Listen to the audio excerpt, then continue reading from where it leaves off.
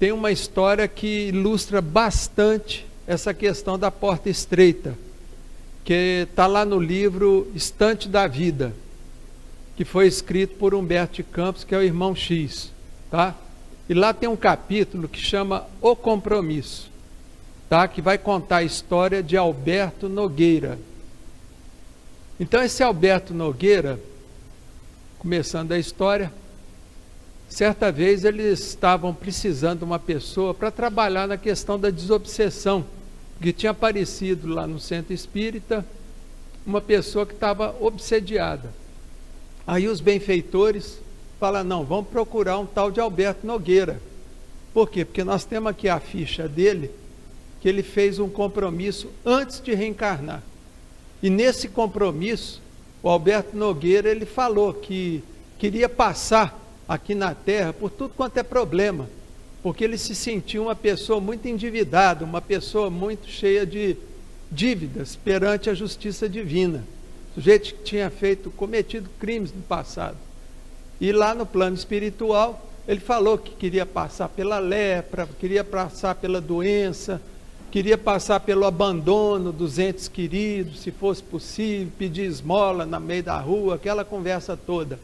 Quer dizer, tudo bem, o espírito quando está desencarnado, ele é muito corajoso, muito cheio de coragem, não, nós vamos enfrentar tudo, né? É uma beleza quando está no plano espiritual. Mas aí o que acontece?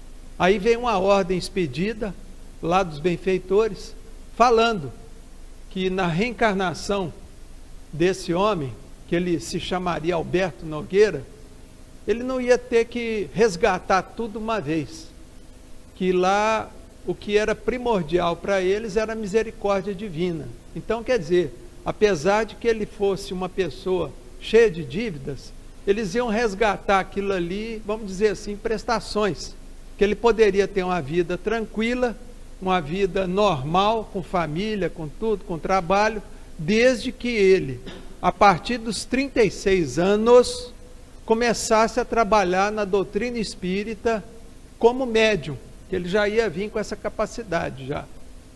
A mediunidade dele ia aflorar e ele ia trabalhar na mediunidade. O que eles tinham passado para ele é que ele trabalhasse dos 36 aos 60 anos. Já estava bom. E que ele teria que ter uma média de trabalho semanal de 8 horas dedicada à doutrina espírita, dedicada à mediunidade.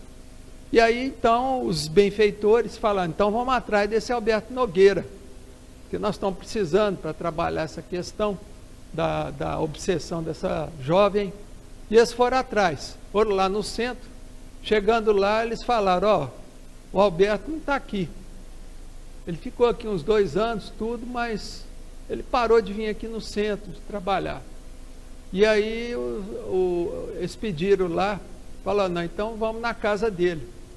E aí inspiraram a mulher, perguntar lá para o pessoal do centro, o endereço do Alberto Nogueira. Então essa senhora foi lá, com a filha, bateu na casa, o sujeito custou a responder, abriu a porta, e aí ela pediu para ele tudo, inspirada pelos benfeitores, que está precisando do auxílio mediúnico dele, da mediunidade dele.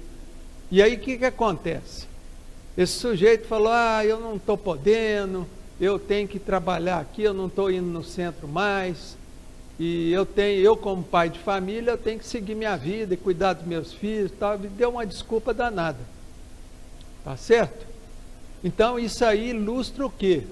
Ilustra justamente essa porta larga, que muitas vezes a gente se depara na nossa vida. E essa porta larga é aquela porta da preguiça, da procrastinação. Quer dizer, o que é procrastinar? É deixar para amanhã, não, amanhã eu faço. E fica naquele rolo, acaba não fazendo nada, e a vida vai passando. Então, quer dizer, a porta larga é justamente essa porta do egoísmo, essa porta do orgulho, e por aí vai. É a porta, vamos dizer assim, resumindo tudo isso, é a porta da zona de conforto. A pessoa fica ali igual o Alberto Nogueira. Ele encontrou uma zona de conforto e falou, não vou mexer com mediunidade, coisa nenhuma, minha vida está boa demais. Quer dizer, ele não quis nem atender a mulher. Tá certo?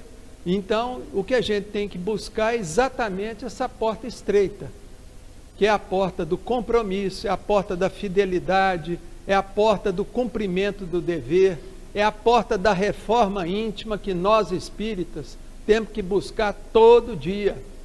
Como o Anderson fala aqui, um dia melhor do que o outro. Quer dizer, eu tenho que ser bom hoje e amanhã tem que ser melhor do que hoje. Buscar isso. Entendeu? Essa progressão contínua. Então, quer dizer, a porta estreita é a porta da caridade, do trabalho ao próximo, é a porta da pessoa fazer o bem de forma sistemática, é a porta do compromisso bem trabalhado. E é isso que a gente tem que buscar. Então, o dia que vocês puderem comprar esse livro, quem não tiver, chama Estante da Vida, do irmão X, que é Humberto de Campos.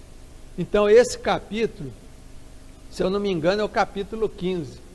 Então, ele ilustra bem essa questão da porta estreita de um médium que perdeu a existência dele. Por quê? Porque quis ficar na zona de conforto. Quer dizer, ele tinha um compromisso, mas quando chegou aqui na Terra, o que acontece? Como diz o caipira, ele mijou no barranco. Mijou no barranco. E aí perdeu a existência dele.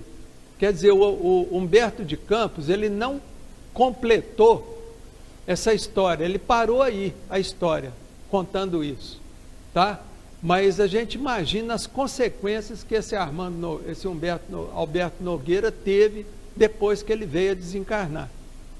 Então, quer dizer, o sofrimento desse homem, vamos dizer assim, é uma coisa que eu imagino inenarrável. É por isso que a gente tem que tentar ir pelejando, tá certo? Procurando fazer o bem, sempre que possível. E se trabalha na mediunidade, procurar manter o compromisso dessa mediunidade. Trabalhando nos trabalhos de obsessão, nos trabalhos mediúnicos que tem na casa, que aliás é uma coisa que a gente tem que lembrar, que os centros espíritas, muitas vezes, eles se preocupam muito com estudo. Reunião de estudo, disso, daquilo. Eu não estou falando aqui na comunhão, não, porque aqui tem 3 dias de trabalho de desobsessão, que é o trabalho mediúnico, que é o trabalho dentro da caridade.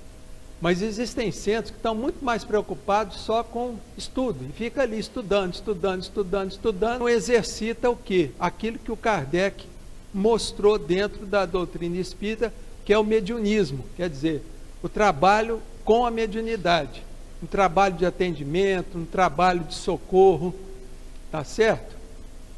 Então isso é muito importante, a gente não deve esquecer.